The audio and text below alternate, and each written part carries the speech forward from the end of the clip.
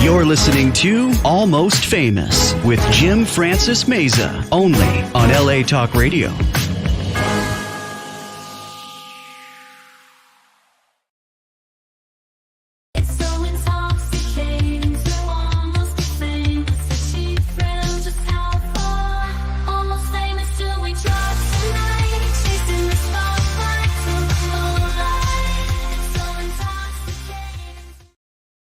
Hello, gang.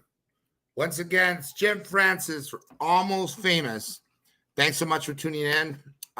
This time, on this particular occasion, we are doing it out of the house, live streaming from the comfort of my home here.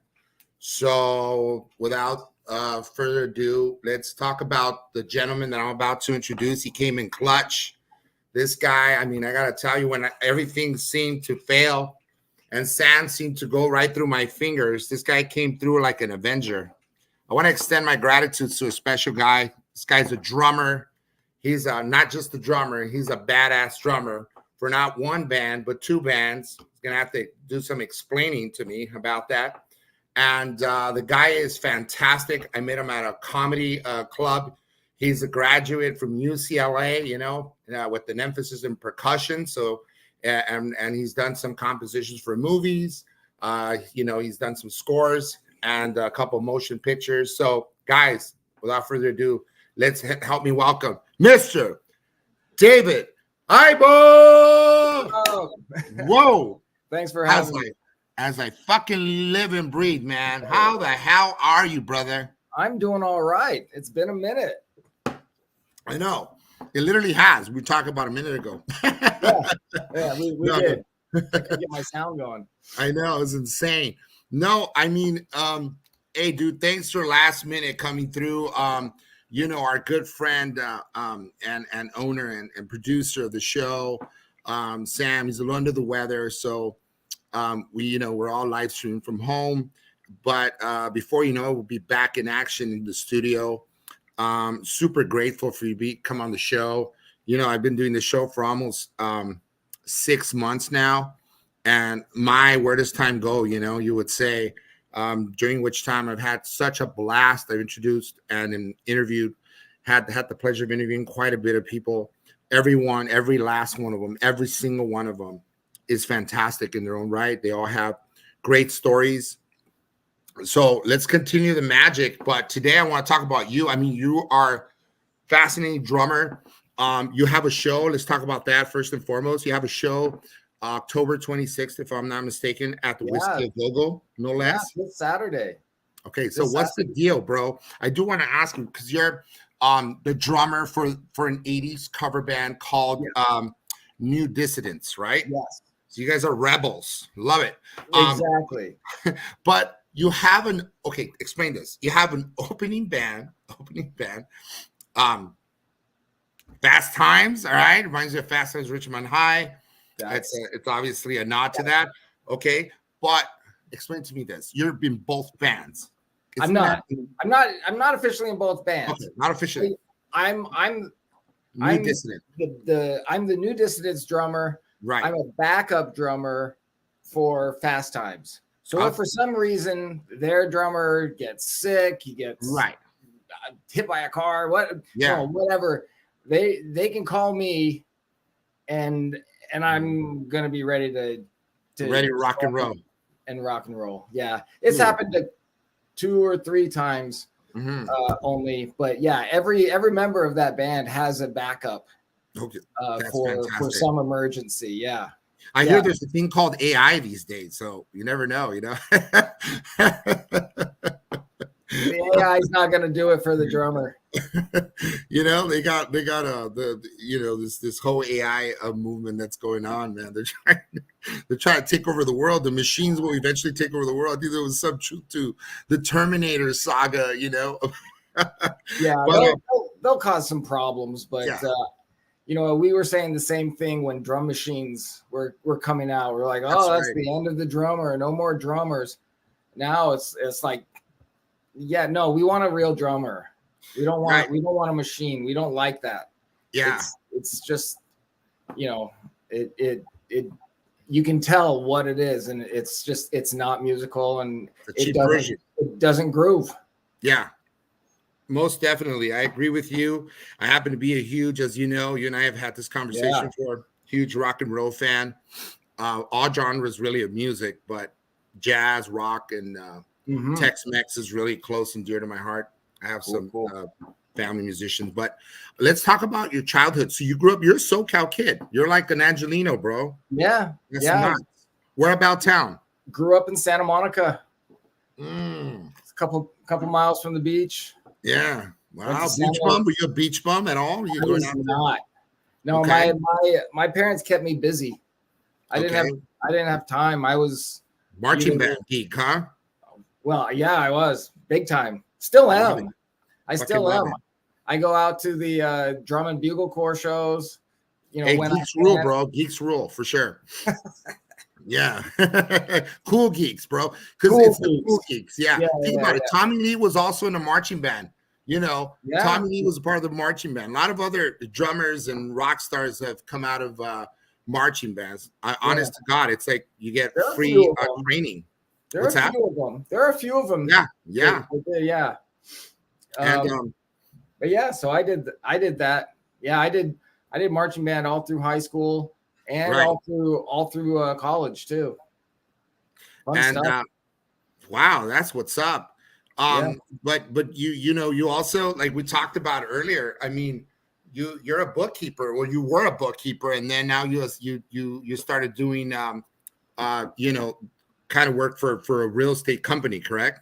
That's your bread and butter. Yeah, that's my work. I do accounting for a real estate developer.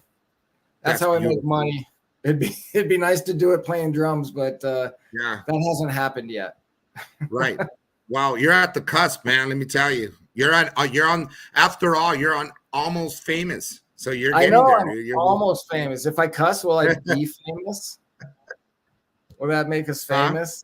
What the fuck are you talking about? Oh shit! Yeah, you can. Oh, what the fuck just happened? Hey, I gotta let's talk about how we met, dude. It was really cool because me and Carla, who's in your band as well, right? She's she's a bass player. She's also a stand-up comedian, correct? That's correct. Yeah. So she's a bass player and a stand-up comedian as well.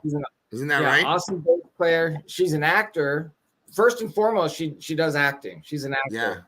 Yeah. She also has a comedy duo, like a ukulele comedy duo called Songs That Embarrass Our Family. That's right. Yeah. Super funny. Really clever stuff. And then she's started doing stand-up I don't know, maybe a year ago or so. And man, yeah. Real talented girl. Yeah. Well, we met at Flappers. And remember we took this stand-up comedy class. It was just like a no-brainer. I said, let's do it. And then you were there, and we sat across from each other with my buddy James Walsh. Right. My boy.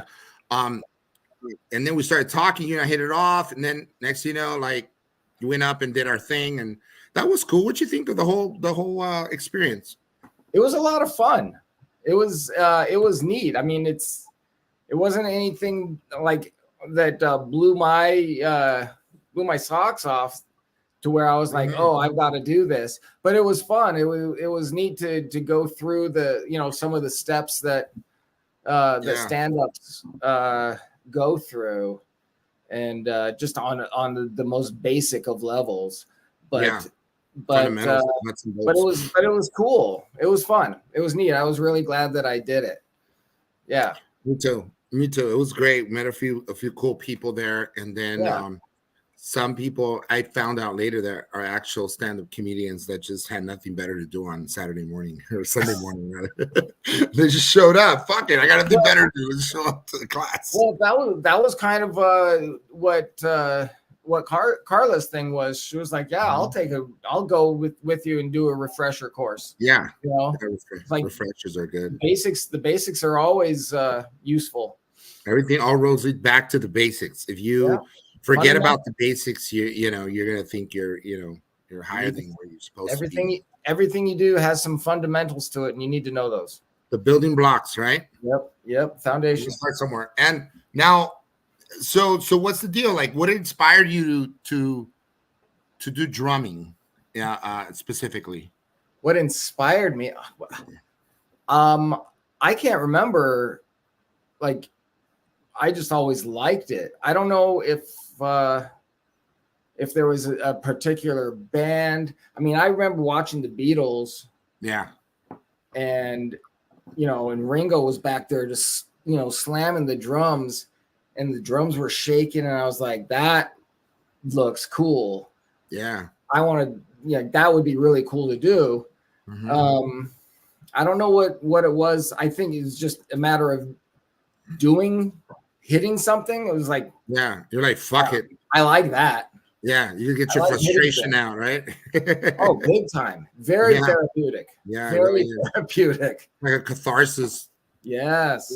Yes. Hitting stuff, and then you're like, hey, wait a minute. Oh wow, you could actually do something with this. I love it. Get out that aggression until you can play something nice and mellow. Then you're like, okay, I'm calm. Cool. And when did you start playing drums? So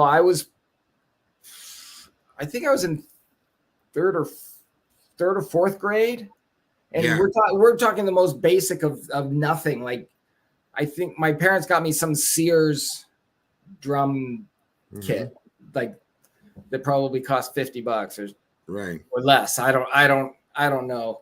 But hey, the Sears catalog, they looked a certain way, and then when you actually got them, were like smaller, and they're like fucking plastic.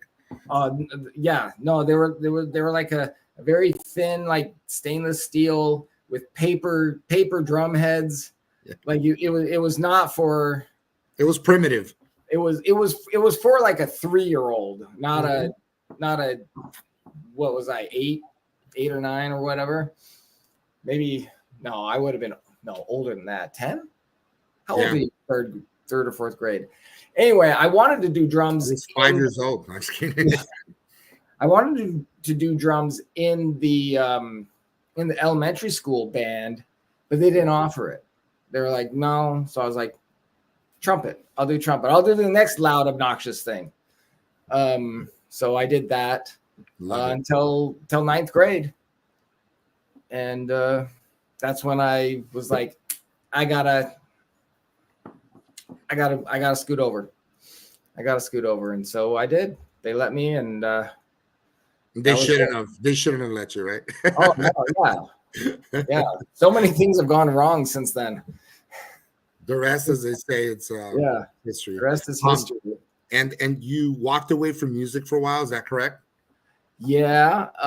So after I graduated, and I was just starting to get my feelers out, I actually went to SC for film scoring for motion picture and television, and I started doing a couple student films and that sort of thing, and it was cool. Then I started a family, and it was like, I gotta do something where I can be a little bit more responsible, rather than something that I still hadn't made a dime in, and there were no signs of like actually smoked a dime, but I hadn't made a dime. But excuse me. Yeah. So so that's when I started working at this company that bought and sold airtime for infomercials, because they had benefits. Yeah, so exactly. I was able to have benefits. My wife, we had the baby, and then 2001 is when I switched over.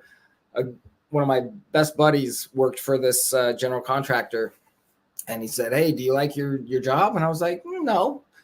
He says, "You want to come over and work with me?" I'm like, "Oh yeah, let's do that." He's like, "Yeah, we need some help." I'm like, "Okay, I'll commit to a year while I'm still doing some music stuff on the side."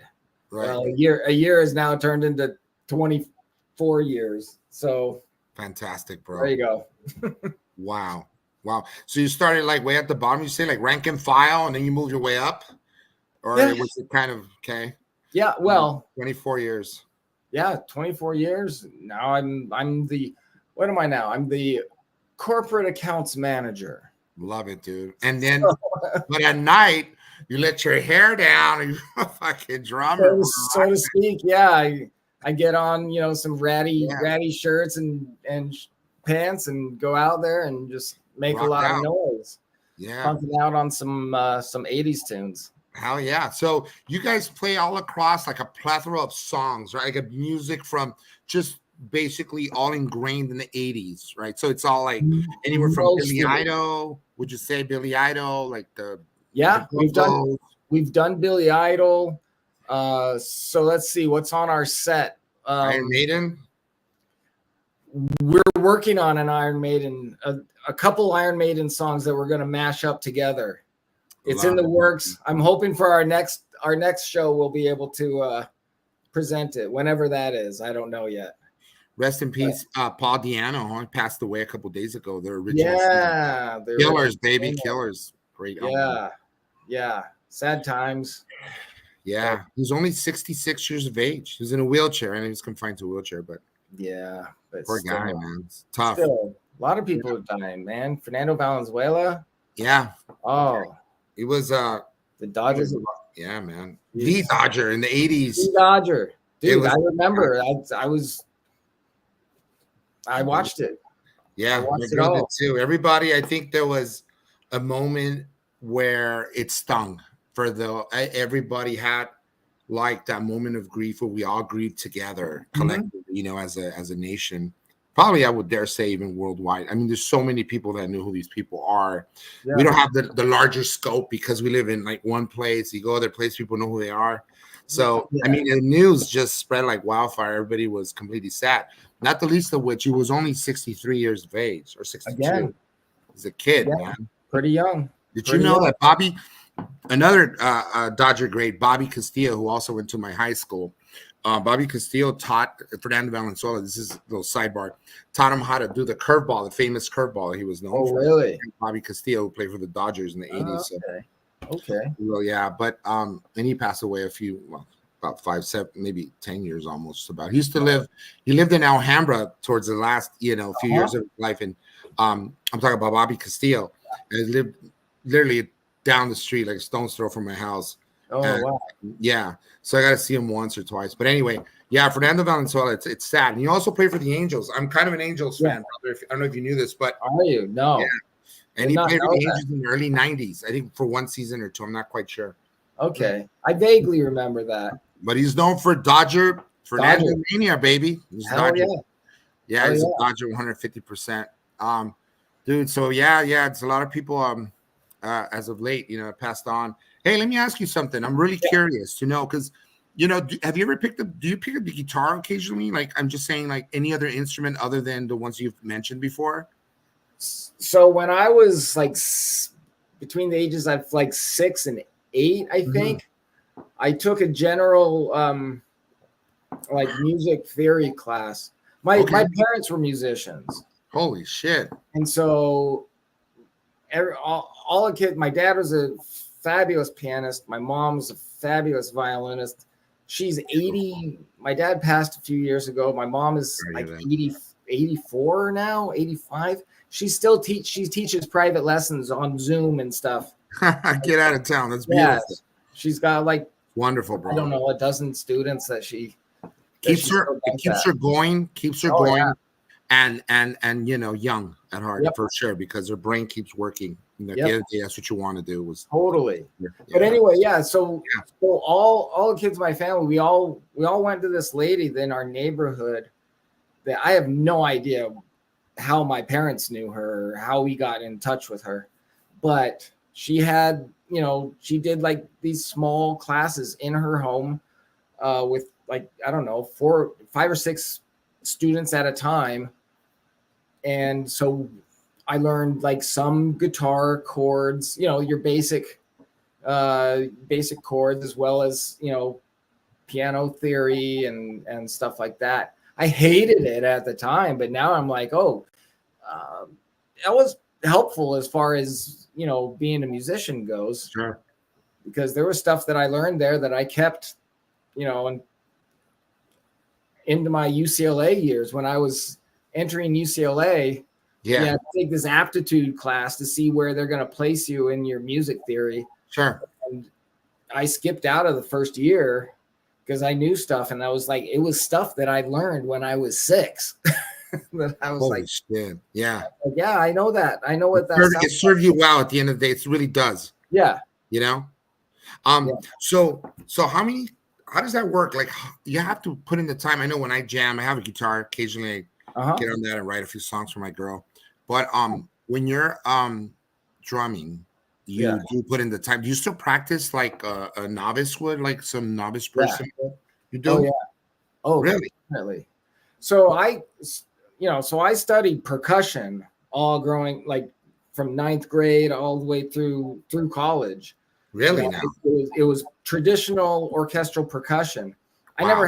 I never had a drum set lesson. I could play the drums, and you know, I listened and played, you know, and I was no slouch, but I had my first actual drum lesson like a year and a half ago. No, like, you're freaking kidding. Yeah. No lie? No lie. You did. You no kidding. No kidding. Really? Holy shit. I had my first lesson because I was like, you know what? I'm doing this. I want to make myself better. Like, right. I don't want to just be Mr. You know, I can play boom, boom, boom, boom. You know, I want to be able to expand on things. I want to be able to play more precisely. I need somebody to say, yeah, that what you're doing right there, that sucks. Instead of everybody going, oh no, you do great. No, I need somebody to say that sucks. You need work on that, and here's what you can do. We are our worst critics, you know, by leaps and bounds. I could say that, you know, personally, a lot of different things that I've, you know, dabbled with, music being one of them, but I don't do that in no way, shape, or form where I ever, like, you know, self-proclaimed musician or anything. No. I mean, I do it as a hobby. For me, it's always been a hobby. But I really respond to musicians. I mean, people that do this kind of stuff, I gravitate to like moth to a fire. You know, it's like, fuck, this is so badass. But it takes so many hours of practice, and it does. You know, like the adage, you know, practice makes perfect kind of thing, and that sort of thing. But I mean, you're living proof of, if you put in the time, you know, I don't know if you put in a lot of time, I guess you get better and better. But do you ever feel like you get better? Do you ever feel like you've arrived? Do you ever feel like you've arrived? Arrived at the peak, like, you know what, I'm done. This is where I want to be. Like, maybe no, right? We never do, right? Isn't that crazy? I mean, I get to steps, you know, when you know, if there's something that I'm working on that I want to be able to do, and I work and I get there, but there's always something more that you can do. You can always raise the bar a little bit. Otherwise, you plateau, huh? You kind of feel like you plateau at some point. Yeah, if you're starting here and your goal is to get to here, well, you might just fail if you're trying to get there like in 1 month. Right. But if you break it up and you're like, okay, wait, in a month I could get here, and then maybe in another month I could get here, and then like you. And it actually goes faster. Like, the more you do, the faster you're able to reach your goal. Yeah. Yeah. But that's phenomenal, bro. But yeah, you do have to take, you know, kind of have to take baby steps, especially when you're learning something brand new. Yeah, you have to be willing to fail. And just who are the greats? Who are the greats in your eyes? Like, who's like people that? I mean, there are plenty, but who's like one person you say, well, that guy stands out, you know, far and wide? I mean, for me, growing up, my all-time idol was Neil Peart of Rush. you know, and his idols were, you know, John Bonham and Keith Moon, and, you know, and Ginger Baker, and they all had their idols, you know, going back and back, you know, like it goes back back to Gene Krupa and these, you know, these guys, these old cats that kind of invented the drum kit. Yeah. You know, I feel like somewhere like in the Bedrock or something, like somebody was angry as fuck already drumming, saying, "Oh shit, wait, what did I just do?" You know what I mean? Like, and then like, "Whoa, fuck, what did you just do?" And then, you know what I mean? Like, music's innate; it comes in, it's in our DNA. So, who knows, right? I mean, who knows where it all started? But yeah, I just mentioned, wow, the greats. Led Zeppelin and Yardbirds were essentially almost the same band, right? Except for Robert Plant. I'm adding Robert Plant and yeah, I think so. I think there was something like that. But was Bonham in the Yardbirds? No. So Ginger Baker and then and then obviously about Cream in the Yardbirds. Oh wait. I think I got my drummers all mixed up. So Ginger Baker was in Cream, right? He was part of Cream. Yeah. And then, but it's funny because Eric Clapton was also in the Yardbirds. Okay, so I got and in Cream, yeah. And Cream. Okay. Yeah. Sorry, man. I get the coffee going. I have ADHD, and believe it or not, it helps tame my ADHD. Caffeine does. All right. Yeah, it's like the opposite. If you have ADHD, some caffeine calms you, so you can. Are you suffer from the same beast or not? No. I know people. Yeah. So okay. So wow, it's pretty astronomical here. Like your family. So you had music playing. What would be considered your favorite kind of music? Like, what do you listen to mostly? What's in your playlist? Bad be in your car. What's in your playlist? There's a lot of Rush. There's a lot of old classic progressive rock. Most recently, the last few years, I've been like obsessed with this band called Animals as Leaders. Animals as Leaders. They're a progressive metal band, 3 players. They're all insanely technical and talented. The drummer's name is Matt Garska. Okay. Then there are 2 guitarists, no bass player. Oh, wow. They're 2 8-string guitars. Oh shit. Okay. And they're insane. One of the guitars name is Tosin Abasi. The other one's Javier, and his last name is blanking on me. But anyway, progressive metal. It's some of the stuff is like very listenable to, or listenable for your average, you know, metal, you know, listener, and some of it is really out there that like takes a few listens to go, oh, okay, I kind of hear what they're doing. But it's like they like to mess around with rhythms and rhythmic modulation and stuff like that, and chordal modulations here and there. But they're insane, and I've been kind of obsessed with them for the last little bit. That's interesting. Yeah. Do you like obviously you like punk rock, correct? I do. Yeah. I didn't get into it until just like the last I don't know, 7 or 8 years. You like the poppy kind, or would you say you're more like full on, you know, all hell break loose punk?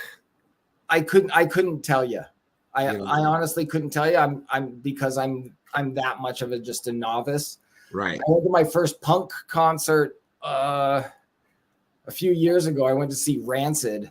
Oh, I love Rancid. At the crap, what's it called? Down by USC. Okay. Is that that new? Is it that new? The new bank of something? No, it's another. It's an old place. Coliseum? Anyway, Okay. Not at the Coliseum. Okay, cool. Another spot. It's a theater. Anyway, but they were outside anyway because it was right at the like tail end of all the COVID crap. So it was Rancid, Dropkick Murphys. Oh, those are the classics, dude. 90s. Yeah. It was a blast. I mean, it was awesome. Yeah, well, yeah, that's some of the favorites. Like I also like a little rockabilly punk, like the Misfits. Yeah. Glenn Danzig got back with Jerry Only and got the band together, and that shit's I didn't know that. Yeah, for a couple of shows. I think they won Halloween night. I mean, rightly so. Halloween, their song, right? Big hit. During Halloween a couple of years ago, 2-3 years ago, might be even longer now. And that was so rad, dude. I mean, I've seen some of the YouTube clips. Just imagine the whole band together. They hadn't been together. I think they had another singer, Michael Graves. Okay. That was lead singer for a while. Yeah. Mm-hmm. The Misfits, dude. Dead Kennedys, fucking TSOL, Sounds of Liberty is Orange County band. Yeah. So TSOL, that was a surprise for me. I live out in Agora, right like near the Canyon Club out here. And so I'll go over there just like if I got nothing going on, I'll just go over there. I'll look to see who's playing. There was this band TSOL. I didn't know who they were because they're badass, dude. And I went and I was like, you disappointed? And I was like, whoa, they were awesome. Mind blowing, yeah. And it was kind of funny because Carla, she learned bass to punk. Like punk is her like jam. Like that's her jam. Mm. And so I texted her. I was like, oh man, there's a really cool band at the Canyon. I should have, asked, seen if you wanted to go, but I had no idea.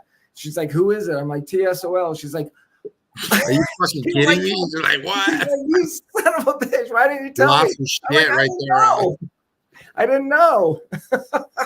That's fucking amazing, dude. TSOL. Sounds of Liberty. Yeah, dude. And they're Circle Jerks. They're great Circle Jerks. They're fantastic. And then just the Addicts and like a bunch of other punk bands that we don't have time for the sake of time.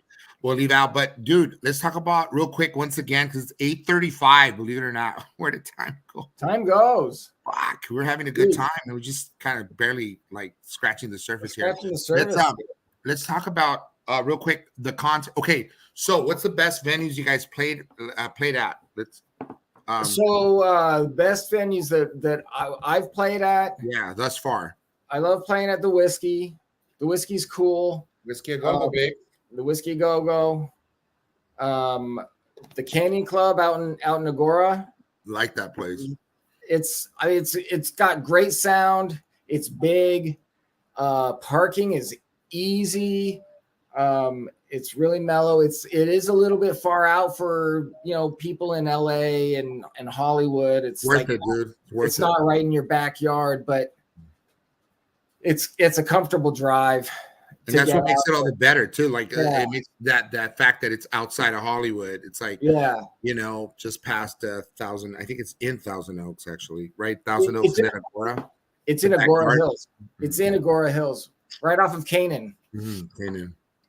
And I mean, it's so easy to just go in there.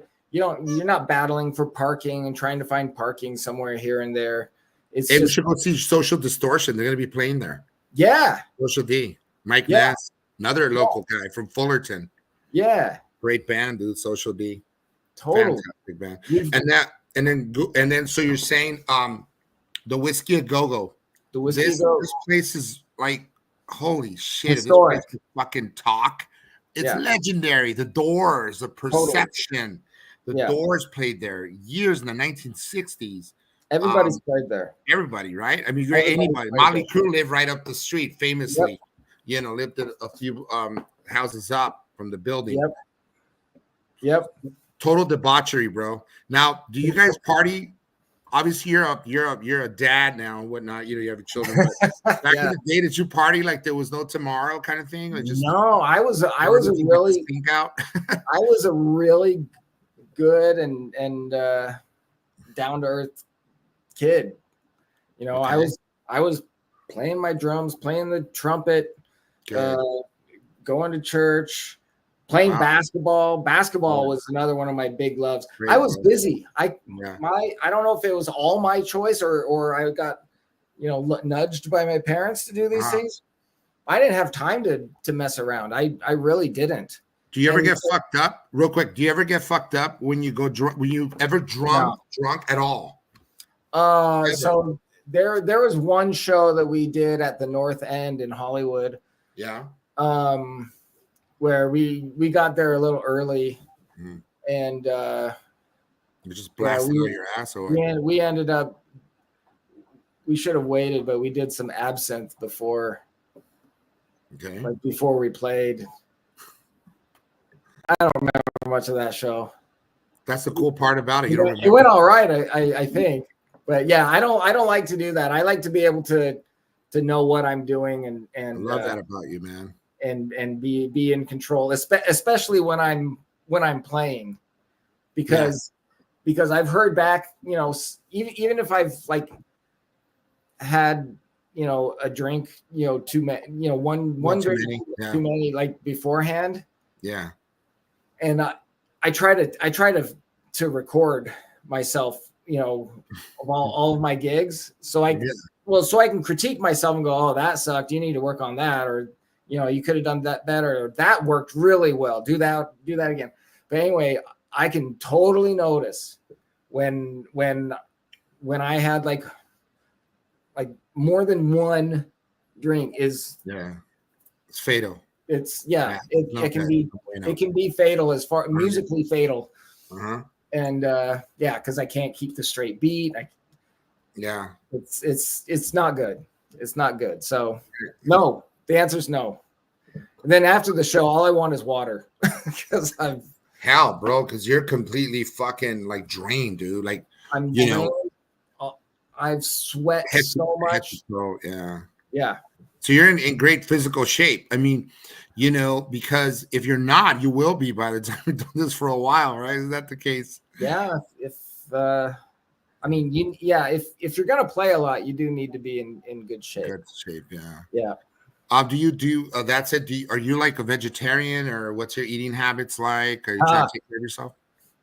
So just in the last couple of years, my body seems like it's been going through some changes, and I've finally kind of adopted a carnivore diet. Okay. And so far, I'm loving it. Bitchin'. I'm loving it. I've never been a veggie fan anyway. I ate them, but it was more as a just like, oh, well, these are supposed to be so good for you, so you need to. But since I adopted this, I'm just like, man, I don't think I'm ever going back. I feel so good. Invigorated. Totally. You're always on, David. You're awesome. I got energy. I'm like days. Feeling great. So, I love talking to you, man, and you're like fucking blessing to me, and you're awesome.